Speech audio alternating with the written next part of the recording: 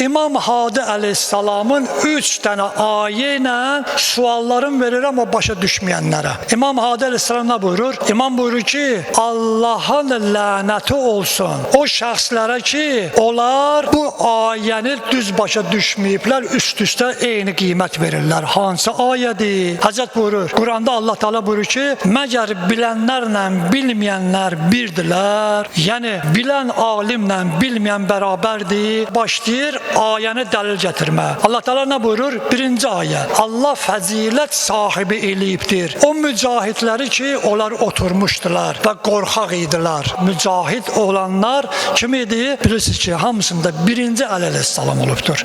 Allah heç vaxt onu ilə o birisiləri bərabər eləməz. Bu imamın buyurduğu birinci dəlildir ki Nisa suresi 95. ayə. Sonra Vaqia suresi 11. ve 10. ayəsində Allah Teala buyurur ki irəlidə gedənlər onlardılar müqərrəb olan şəxslər, Allaha yaxın olan şəxslər. Əlidən qabaqda irəlidə gedən şəxs görübdür. İslam aləmi hansısa bir yerdə heç bir vaxt görməyib.